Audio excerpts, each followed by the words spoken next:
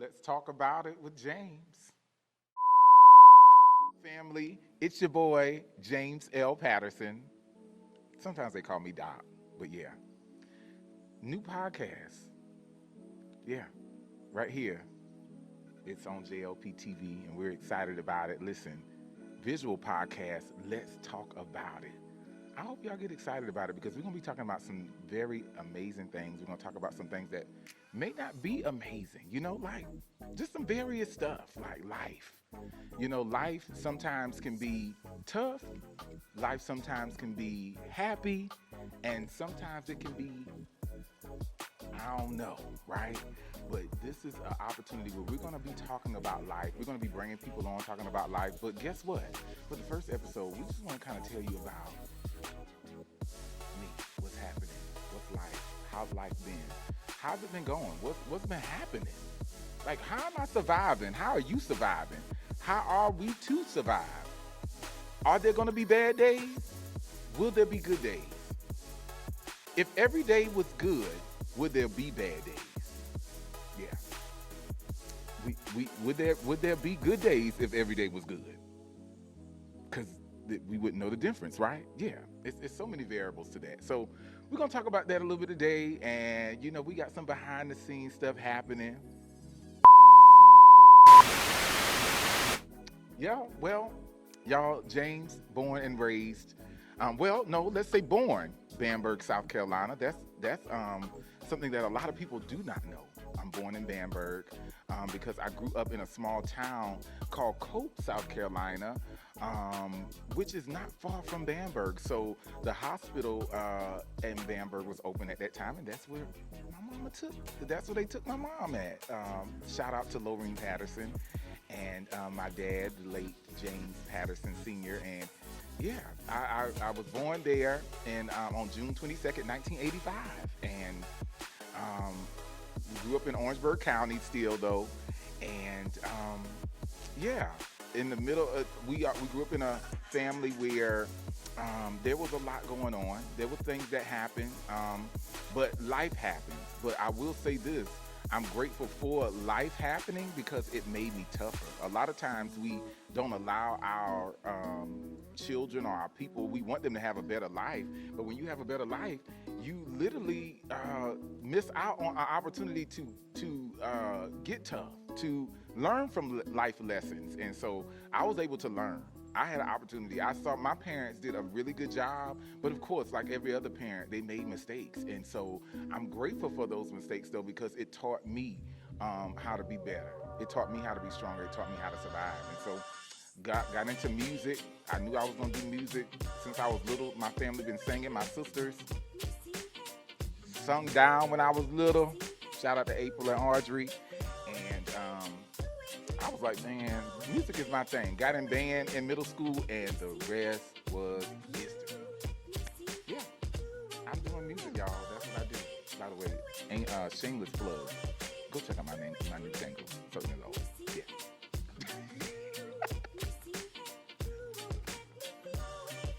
Well, elementary school. Primary school. Let's start there. Primary school, I had a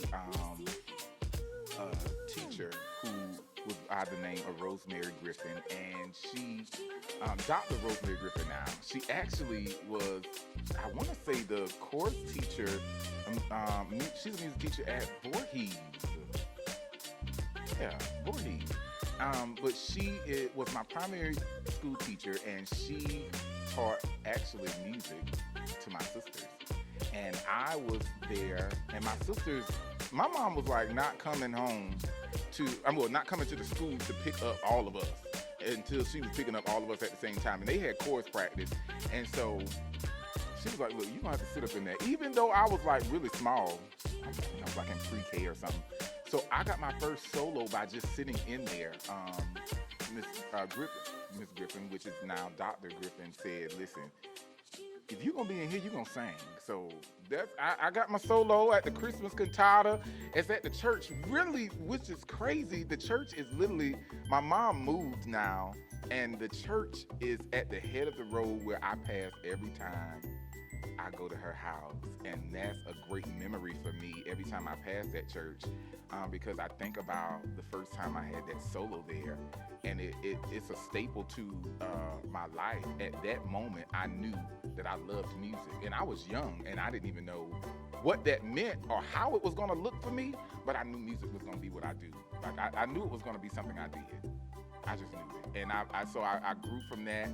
Went to college, went to Charleston Southern, became a drum major there, and then I went to South Carolina State University. Go Bulldogs! I was a part of the March in 101. Where my 101 people at? And I was in KK Psi. Oh, I'm in KK Psi. I'm sorry.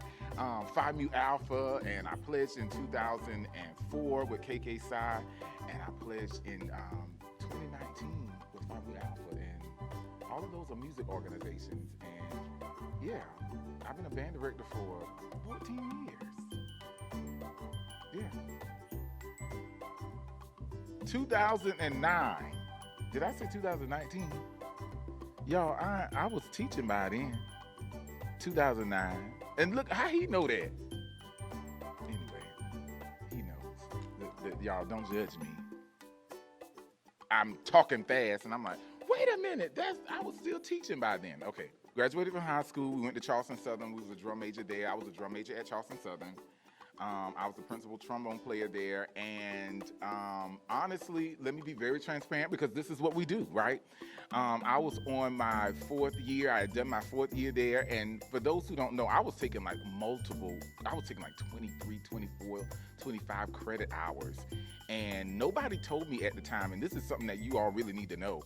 When you are in school and you're taking that many credits, that's a charge. They only let you take like 18 credit hours, if that. I don't know what it is, but it's not 24 credits a semester. And so I was taking extra credits. So my scholarship that I had, they were using that money ahead of the time. And so when I got ready to do my 4th year at Charleston Southern, yeah, I ain't had no money, y'all. I had no more scholarship. And I was like, what am I gonna do? Like, what do I do?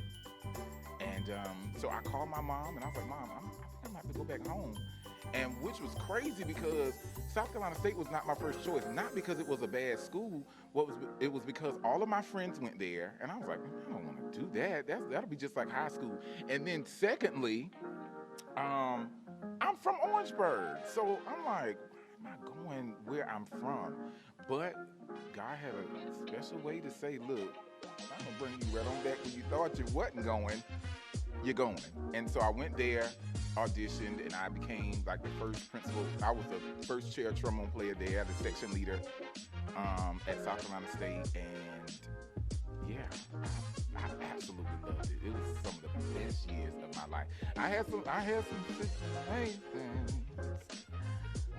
Yeah, life was lifing a little bit then too, but musically and life too. I learned a lot. Like, it taught me a lot of stuff I'm super grateful for.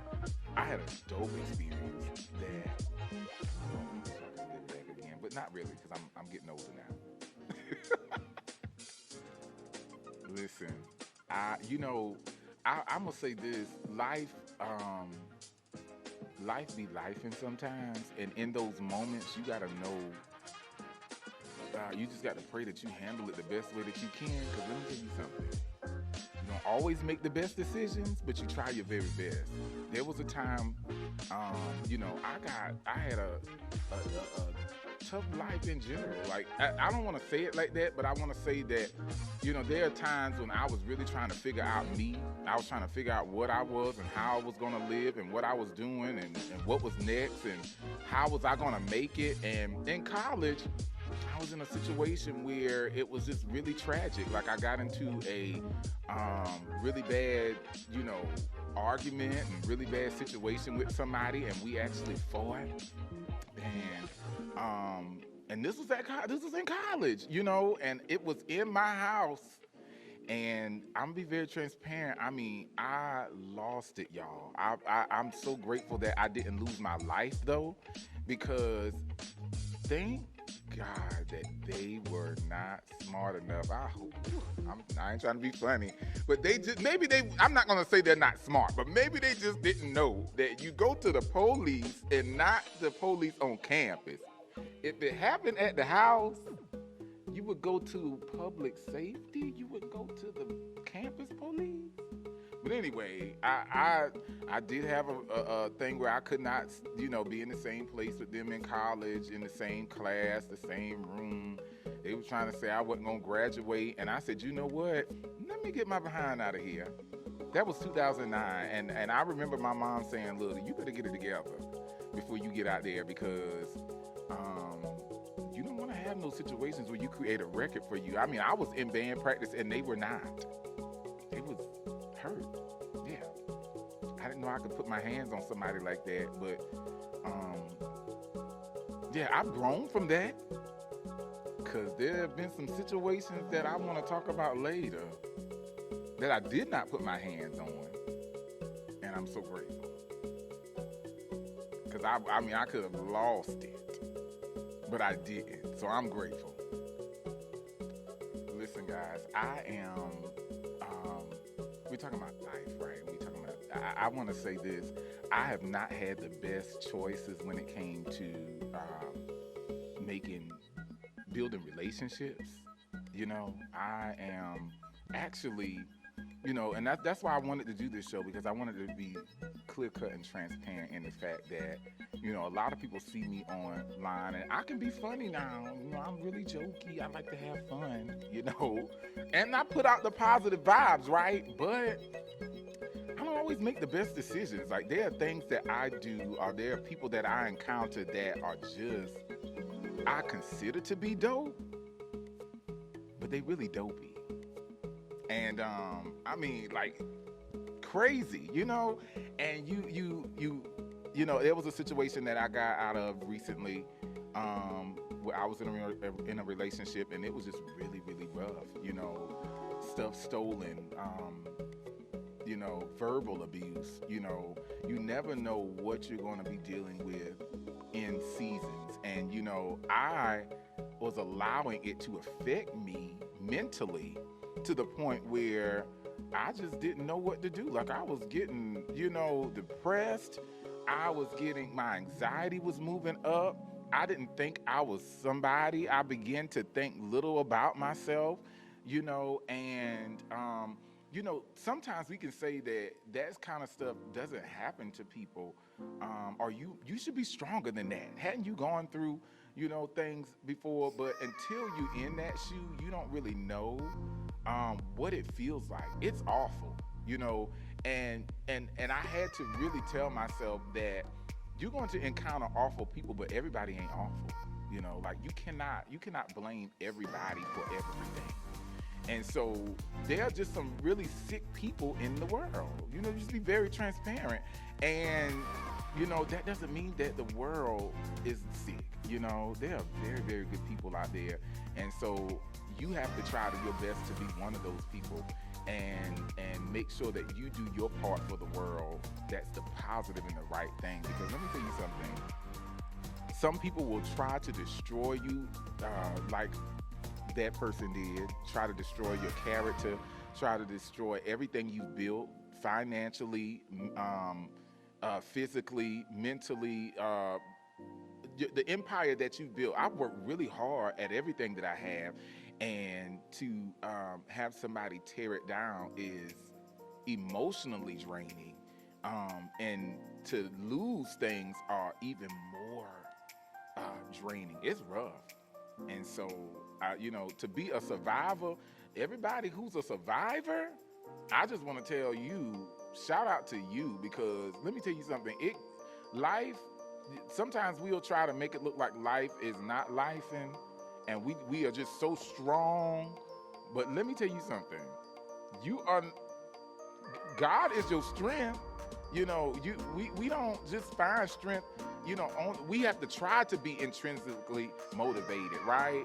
But it's really hard when you don't have the spiritual connection that you as strong as you think you have it. Sometimes we'll think we're strong, or we have that connection with God, and then we don't. You know, but people don't want to talk about that. They just kind of want to be like, oh, you say you ain't supposed to be. Okay, well, that's why I was feeling depressed. That's why I was feel like I was losing my mind. And we don't want to talk about those things. And people try to tear you down, but they only tearing you. They only trying to tear you down because they want to be where you are, or they're jealous of where you are, or they literally just are crazy. I don't know what else to say. Crazy people do crazy things. They just crazy. And on drugs or whatever else, because they was on drugs too. I'm just saying. Yeah. It was giving drugs. Yeah, you don't know what you get dealing with in those moments. You think that people have the best interest at heart for you, and then you don't know that there are people that are just out here to get what they need to go, and they are only worried about self.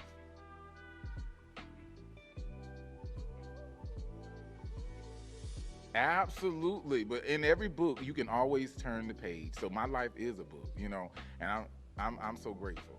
Like I said earlier in the show, if we had nothing but good days, there would be no good days because they would be considered regular days.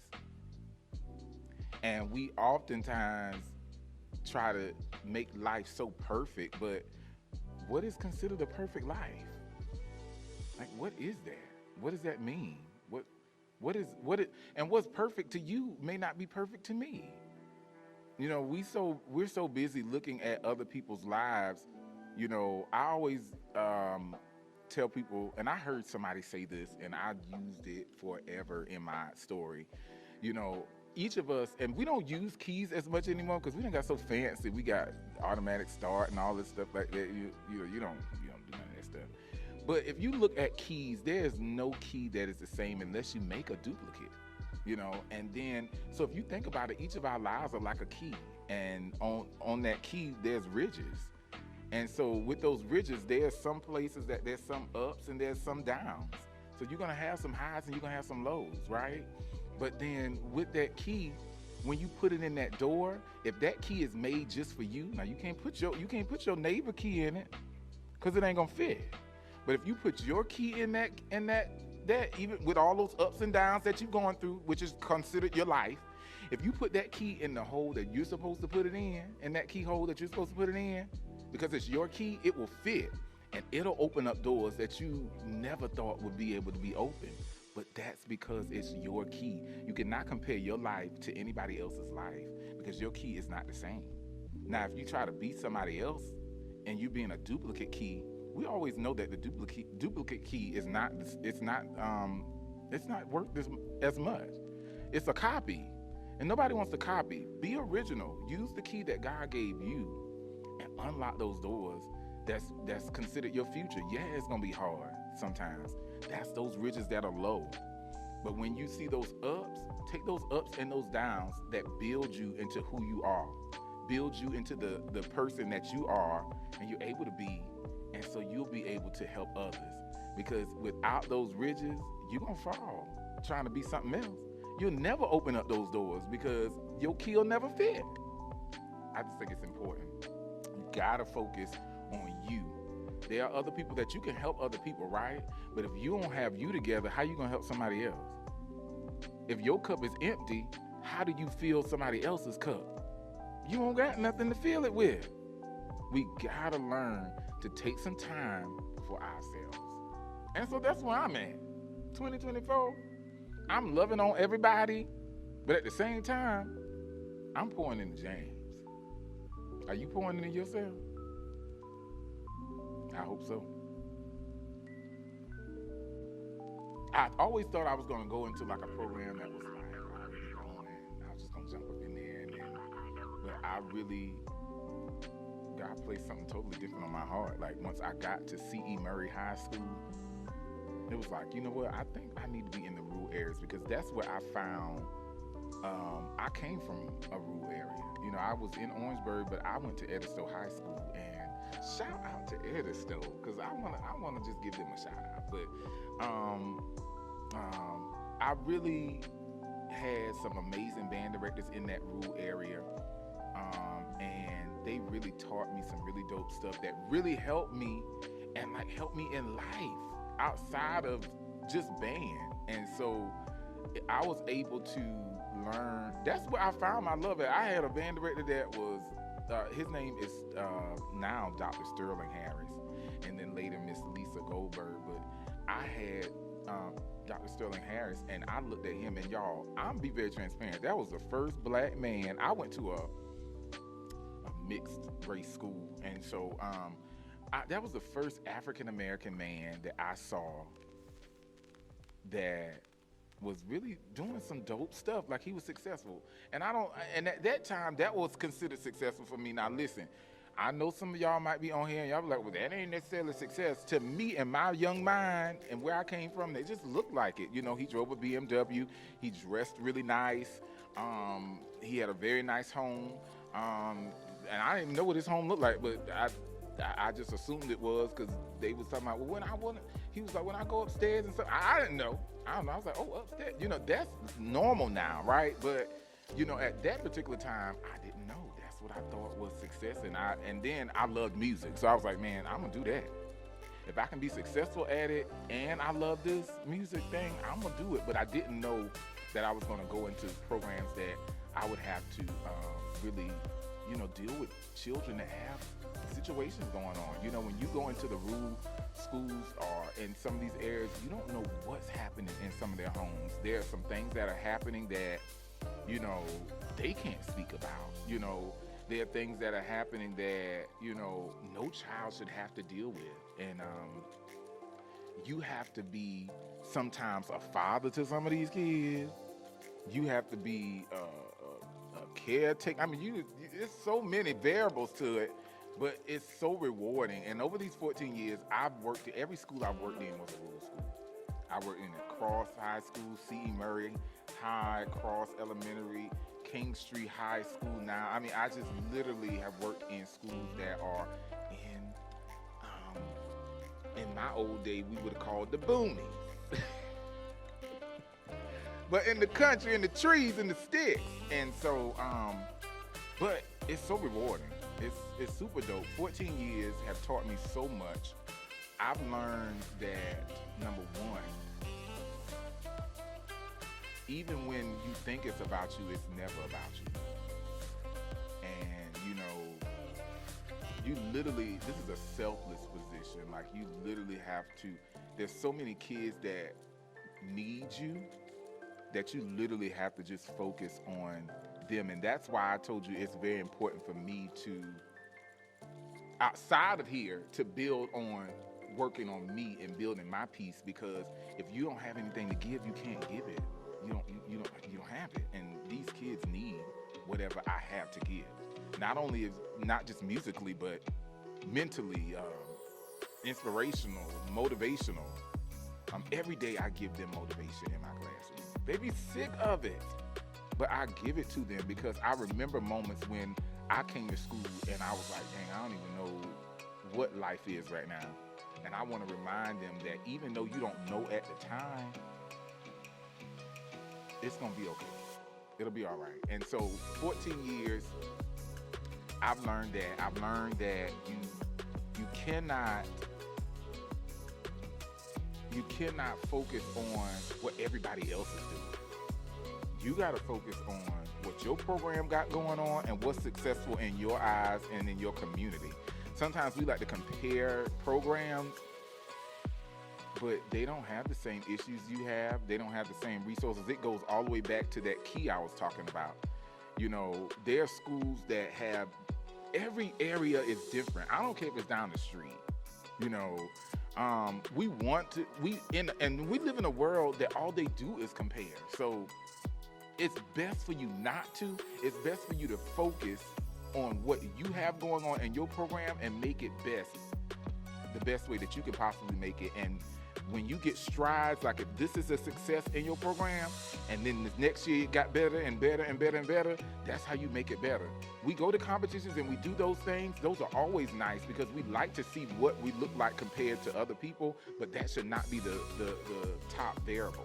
You gotta kind of focus on what you're doing and focus and stay in your lane and kind of rock that thing, and what I would say to somebody who is a new band director or someone who is thinking and considering about being a band director, is what I just said. Stay in your lane. Focus on what your kids need and not what everybody else's kids are doing.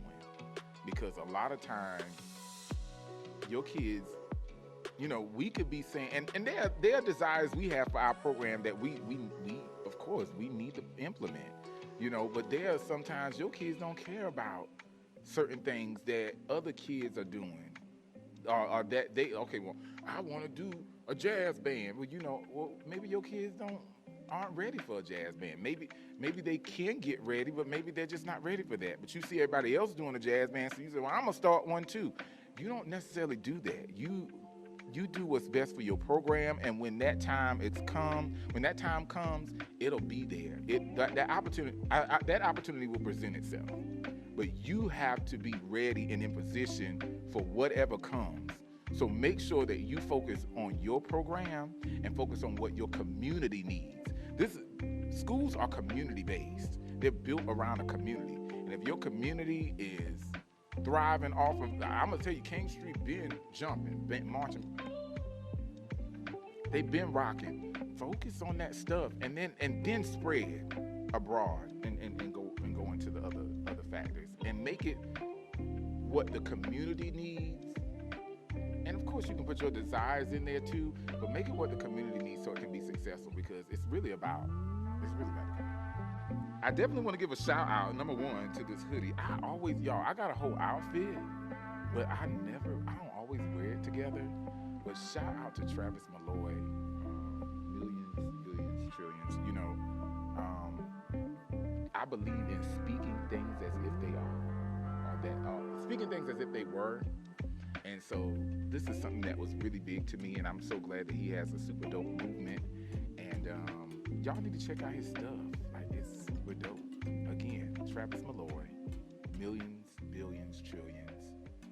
Y'all go get y'all merch. You got t-shirts, and he got everybody wearing them. Missy Elliott and everybody, Charlamagne the God, everybody wearing it. So go support. And then two, I'm a band director, so get yourselves together. The Gym Battle of the Century is happening on April 13th, Florence Center.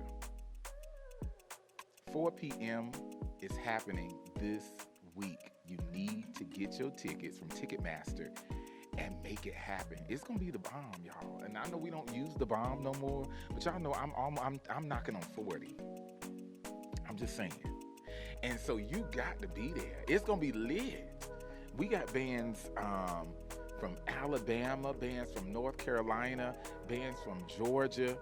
You don't want to miss it. And guess what? Columbia, King Street, we gonna be there. Timberland, it's so many. St. Stephen's, Cross. Y'all cannot miss the Gym Battle of the Century. It's going down. And if you don't get there and you hear about it later, that's on you. But I'm telling you, it's going down at the Florence Center on Saturday. And they got the Food Truck Festival happening at the same time. You cannot beat that. Good food, good music, live bands, a battle to remember. I don't know what to tell you. I love bands. And even if you don't love bands, I'm telling y'all, when them kids get in there and they get to rocking, you're going to think you at a HBCU experience times 10, because there are 10 bands. All in one roof. South Carolina. Go get your tickets. Y'all, thank y'all so much for watching. It's Let's Talk About It with James. And we are just having real conversations with real people about real life. That's the catch. Real conversations, real people about real life. And it's happening right here with me. Y'all heard me say it earlier, James L. Patterson, aka Doc. You need to make sure that you tune in, because guess what? This is just the beginning. When I get the guests over here, you're gonna be like, wait a minute, who we got next? I don't know. I do know, but I can't tell y'all, because if I tell you, you're gonna want to do it right now. But go ahead and get ready to subscribe. Go ahead and subscribe. Go ahead and check us out on YouTube and all the other platforms, Facebook, Instagram, and all of those things. If you see something and it says, let's talk about it, go ahead and share it. Shout out to my team, the back behind the scenes, Devon Cooper. What's the company name? Say it again. DJ Photography is behind the lens. It's happening. Y'all better go book it. He's doing videos. He's doing photos. Y'all see my photos? Bomb. Why I keep using that? Bomb. It's lit, right? They don't even use that no more, do they? It ain't lit. What is it? It's just good. It's just really good, y'all. It's just really good. There's the photos, the video. Y'all see the quality. It's right here. And so we want to make sure that you all support that, and y'all book him and get his information. We'll put it somewhere on the screen or somewhere in our captions, and make sure that you all can get to that. And we're going to tag it, so when you see that, y'all click it and y'all support. Again, we have Joseph Felder in the back doing his good producing hat, and we are excited about what's next. Let's talk about it. Y'all, let's talk about it. Let's talk about real life. Let's talk about real people. Let's talk about real things. Uncut, candid, right here. But let's talk about it with James. I love y'all, and there ain't nothing y'all can do about it. Until next time, y'all stay blessed. And remember what I said earlier. Focus on yourself so that you can build up somebody else.